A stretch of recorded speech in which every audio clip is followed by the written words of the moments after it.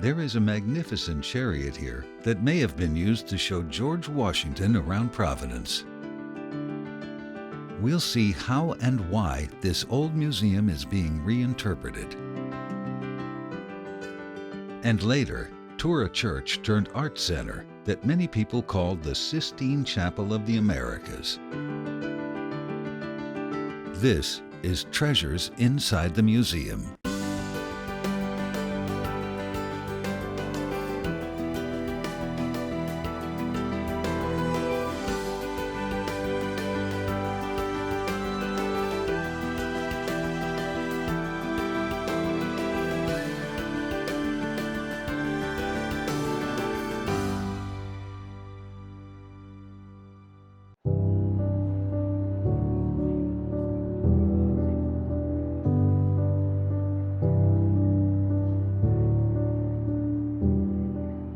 John Quincy Adams wrote in his diary that this house was the most magnificent and elegant private mansion that I have ever seen on this continent.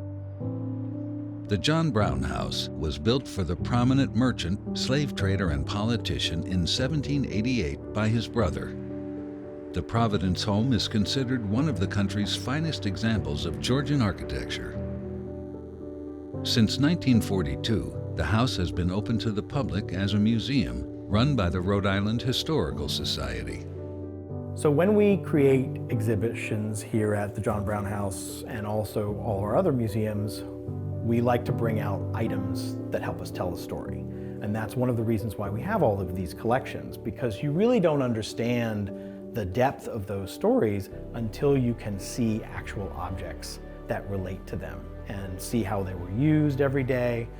And so even though we talk about treasures, they're not all necessarily treasures, they are simply objects that were used every day. The house is filled with pieces from the 18th century, including original artwork and items John Brown and his family used.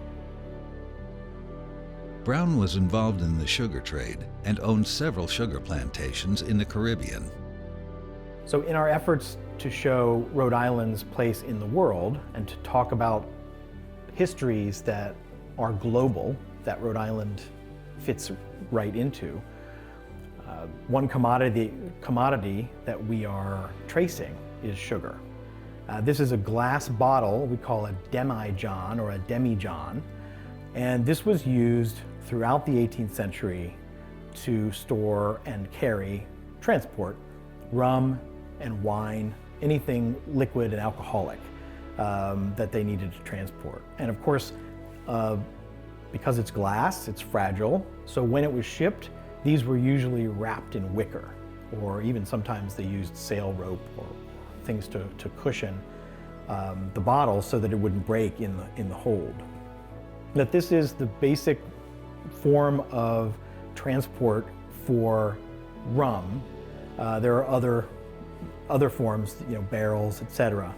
But this particular bottle certainly had wine in it and is probably French and dates probably from the first half of the 18th century. Other things that we have on display are more sort of day-to-day usage by the consumer. So these are sugar nips, is what they're called. And essentially, when sugar is actually made, the juice is put in small clay pots that are sort of an upside down funnel.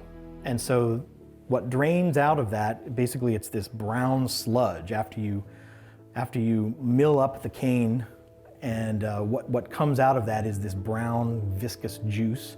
That is then put into these clay pots, and what drains out of that is molasses, right? So what's left is your sugar. And there are other refining issues, but basically at the end of maybe 4 months, you'll have a little clay pot of white sugar. And that is what's taken out, wrapped, and basically shipped and sold to consumers. So what you have is a sugar cone. Sort of if you turn it up, then there's a base and there's this cone. And these nips are to cut pieces of sugar off the cone, and you put put those into this sugar bowl. And when you're ready, you use these little tongs to remove the pieces and put them in your coffee or tea or whatever it is you're putting them in. And that's these little sugar tongs. So these three items are basically sort of daily use items. It's to give folks a flavor of the time. In addition to the small items used by various family members, there are also examples of some of the finest furniture of the period.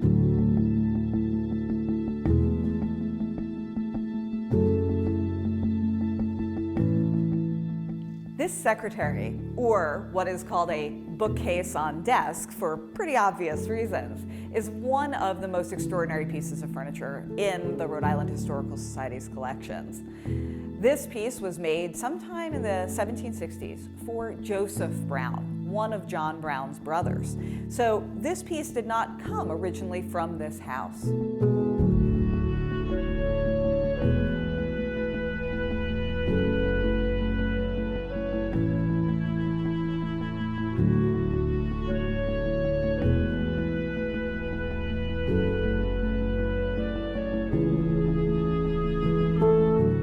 So these pieces are extravagant.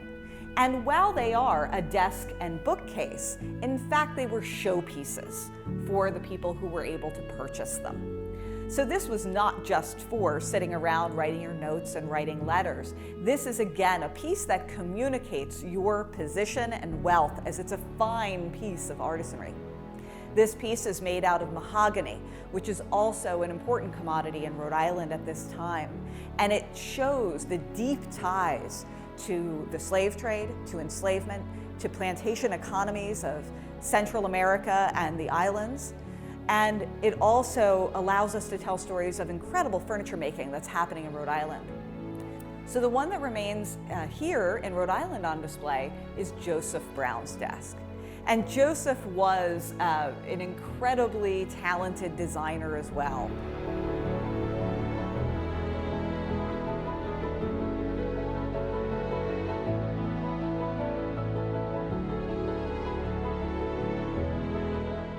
For many years, people thought this was a piece from Newport because Newport really was the seat of furniture making in Rhode Island. But in fact, we know that this piece was made in Providence. It was made by a man named John Carlisle. And we can see that this elegant and extravagant 9-shell desk, the shells are in fact carved into the wood rather than the applique process that was used at this time in Newport and by most furniture makers. So what did people do with something like this in their house? Did they in fact use it as a desk and as a bookcase? Sometimes. But what we also know is that they were used as display pieces. And so these shelves within the bookcase can be reconfigured to different sizes. And what would often happen is that people would open the doors and use this to display their treasures from all over the world. And they would display them in these beautiful fall front desks and secretaries for all of their visitors to see. And to see that a place like Providence is not just a city in Rhode Island, it is a city of the world.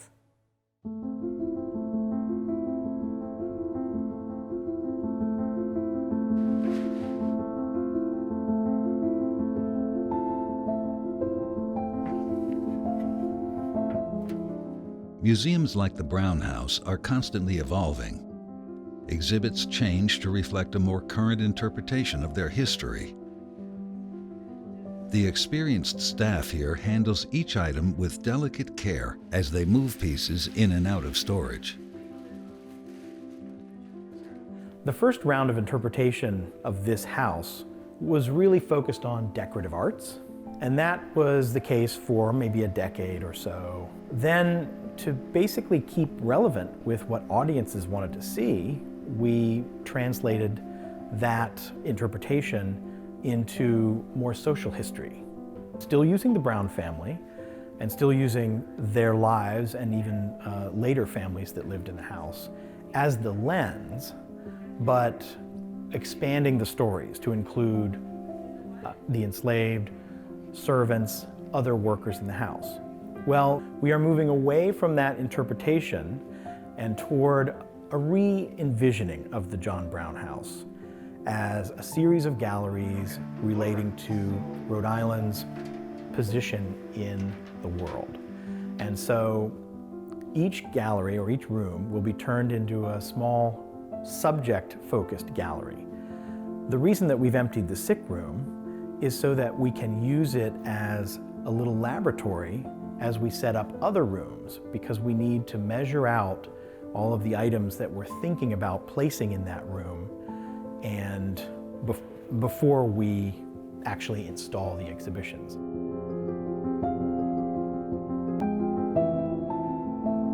It just doesn't do to keep moving museum objects up and down the stairs and around while you are concepting, while you are having these ideas. And the Rhode Island Historical Society has something like 20 or 25,000 museum objects. And so when we tell a story, we have to be very selective, because we have a limited amount of space, as to how many of those objects we show. So the amount of planning that goes into these rooms is quite extensive and takes months and months.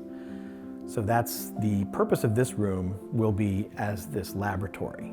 Working out things on paper, for instance, is limited. I mean, it's only a two-dimensional space, and we are dealing in three-dimensional objects. Not to mention, in a 1788 mansion, power needs. There's not a whole lot of outlets, lighting, air quality, etc. We have to think about all of these things when we set up an exhibition, so that, and not to mention, ADA compliance, and also how many people can fit in the house.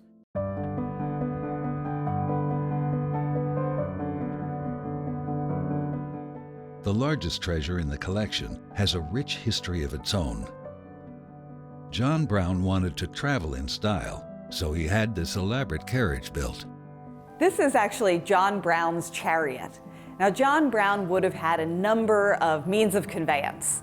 He would have had a large carriage that could carry 6 or 8 people. He would have had sledges and sleighs for the winter, but this was one of his prized possessions. And this is what we call a chariot. And that means basically a small carriage that is built for 1 or 2 people to ride in.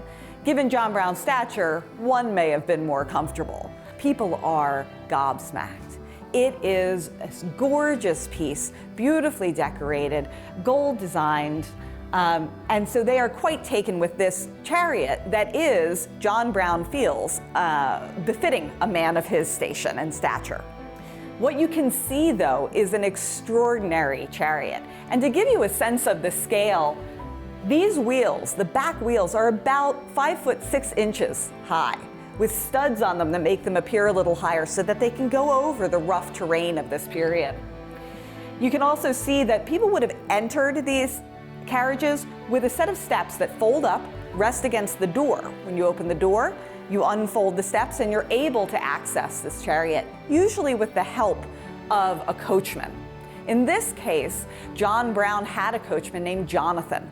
Jonathan was a man of African heritage who we are still unsure if he was at some point of his life enslaved. We know that he was freed by the end of his life, but we're not sure of Jonathan's beginnings. But Jonathan would have been accompanying John Brown when he would travel between Providence and Philadelphia in 1799, when he would go out to that Adirondack tract out in New York. So you can imagine the kind of terrain that this elegant chariot would have traveled over. You might also notice that this seat where the coachman would have sat has no back. So as we think his feet would have been supported, but just think about the kind of stress and strain that was on the man who was directing the horses and this beautiful chariot. You'll also notice that there's these wonderful leather straps that are basically the struts and the support of this chariot. It keeps the chariot very stable, and so as you ride over this rough terrain, it sits almost stable within this very forgiving set of leather straps and springs that support it. So we know from expert paint analysis of this period that the chariot was in fact this almost robin's egg blue with gold leaf on the chariot. And in fact, in 1790, when George Washington is making a visit to Providence, the legend says that he was looking for a way to travel through the city. And John Brown said, there's basically no better way to travel around Providence than in my chariot. And George Washington, who of course was a hero to John Brown, it is said, used this to travel. And that is why, from that point on, this chariot is used in patriotic celebrations. And that is why people come and see what they often call the Washington chariot, when in fact it's John Brown's.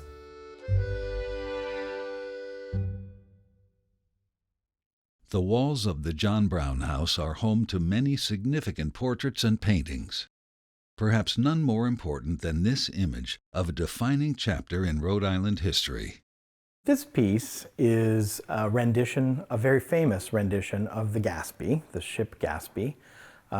It's a British ship that was detailed to patrol the Narragansett Bay, and it's a forgotten, or I'd say a lesser known event outside of Rhode Island. Inside of Rhode Island, this of course is a very famous defining event for the state. As the first, I would say, our Boston Tea Party. This painting was painted in 1892 by an artist named Brownell. It is one of many paintings of the Gaspee, but it is the most famous. The relation of the Gaspee to sugar is quite close. In fact, the whole reason that the Gaspee was patrolling the seacoast was because of the Sugar Act of 1764. In 1763, the British government commissioned the Navy to enforce customs, basically the customs tax that was placed on sugar. And so they sent something like 20 ships of war to the coast of the British colonies in 1763 to patrol up and down and to essentially seize cargoes that had not been declared. Now at this point, Rhode Island's economy depends on the rum trade. And rum, of course, is a distilled product of molasses, which is a byproduct of sugar refining.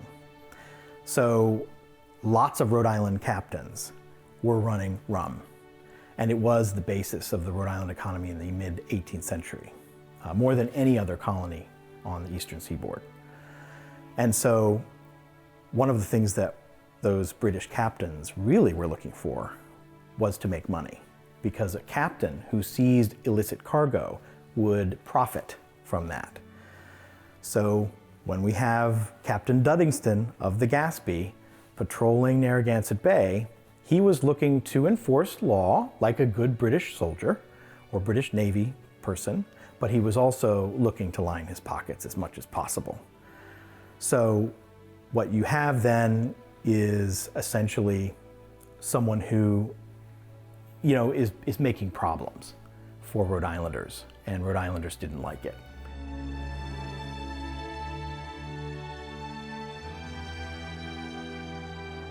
As with many objects in the John Brown House Museum and our other collections, this painting was a gift from a private individual to the Rhode Island Historical Society.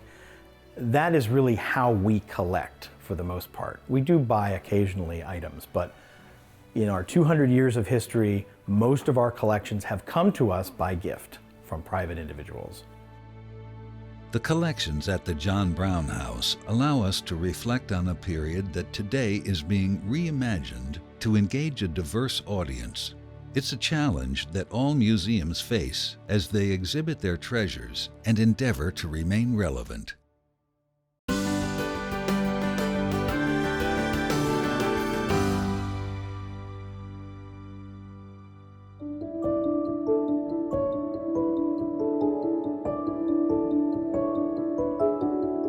In the heart of one of New England's working-class cities is a building overflowing with inspiring art.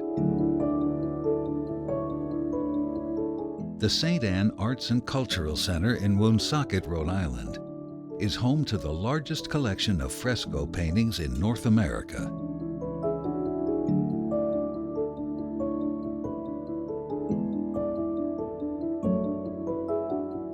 This church, that once served as a working-class French-Canadian community, is now a center for arts and culture. And while the fresco paintings may define this building, surprisingly, they were not part of the original plan when the church was built in 1914. Running up to 1940, the pastor of the time, Father Morin, decided to look for an artist who could do a couple of paintings for them. They didn't know what, just something to break up the monotony of the gray stucco cement that covered the walls and the ceilings in here. And so he visited different churches and buildings all across New England at the time that he knew were being decorated. But he ended up in Central Falls, Rhode Island at St. Matthew's Church, where he came across the Italian artist Guido Ninchiri. When Guido, a native of Florence, Italy, set eyes on the walls, he saw that they had never been plastered. When they constructed the building originally, they ran out of money, so they just left it as gray stucco cement. This gave him a very rare opportunity to paint in the fresco style, the same style as the Sistine Chapel in Rome, which is painting on a wet plaster surface so that the colors and the pigments combine with the plaster and stay bright and vibrant for centuries. And here it is.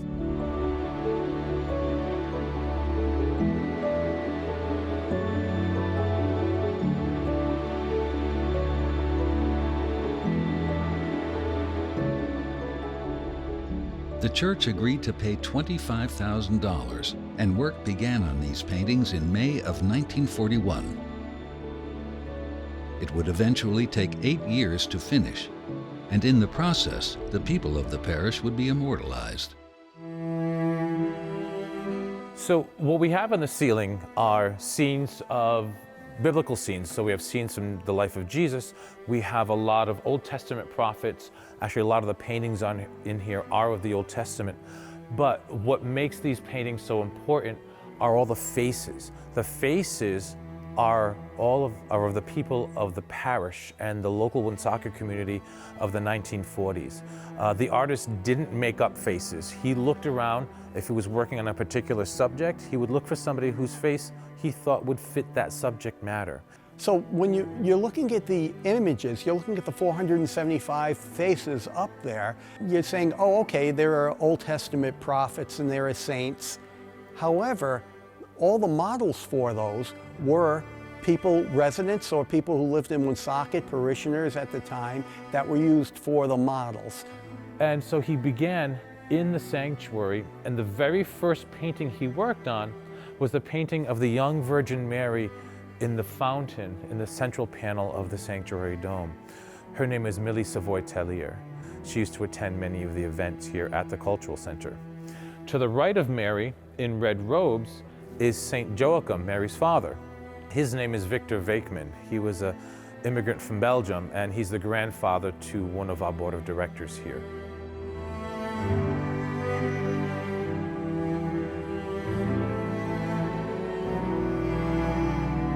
While the frescoes are an everlasting connection to the city's past, there are other parts of this building that are also treasures. The stained glass windows are as much a work of art as they are stories from the Bible. This is our crucifixion window, and they tried to build in some depth into it. So if you look behind Jesus, you can see how they set back the trees, the walled city, the mountains, and ultimately you see the orange horizon. So they tried to build in some depth into the stained glass. It's a piece that easily rivals what you would see in the finest churches in Europe. Its size alone can leave visitors breathless. The window's almost 600 square feet, which means that if you laid it down, it'd be the size of a small ranch house. Opposite it is a window just as large, the resurrection window, which with the sun coming in the morning, it's absolutely beautiful. Another large stained glass window is located in the rear of the church, above the organ that once filled these walls with hymns and other liturgical music. So this organ is from 1916. It is a molar pipe organ, tubular pneumatic. It contains about 1,700 pipes. The largest pipe is about 16 feet tall, and it sits snugly right here in the back of the church in the choir loft. There's a popular old phrase called pulling out the stops, which means when someone's pulling out the stops, they are going full force, full throttle, they're doing everything they possibly can. That phrase comes from the pipe organ, because on a pipe organ there's something called a stop. What a stop is, it turns on and off a set of pipes, what's called a rank of pipes. So for example, on this organ, these front facade pipes would be considered one rank of pipes. So there's one stop, you open it, and you can start playing those pipes. When you pull out all the stops of the organ, that means the organ is going full throttle. Every single rank of pipes is playing, and that's the organ at its grandest and loudest and most magnificent. The stained glass window behind it opens up, and in the summertime, people used to say that you could hear the pipe organ being played all throughout the downtown area of Woonsocket.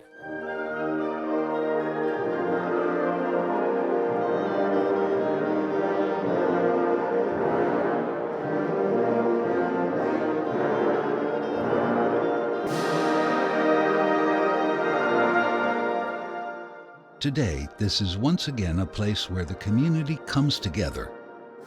The Rhode Island Wind Ensemble is just one example of visitors being welcomed for different events like concerts and art exhibits.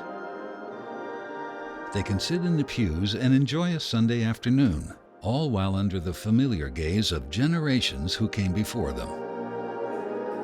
We formed it into an arts and cultural center, so we've done art exhibits. We still have weddings, we still do funerals, we do receptions, we do all sorts of things here. So the sky's the limit. We've turned it into a venue really for the community. And I love watching people come in. They'll come in for the concert or the exhibit, and you just see their eyes go up, mesmerized by looking at all the frescoes themselves and the colors. It's wonderful to see that time and again. The St. Anne Arts and Cultural Center remains a place built by the community, for the community.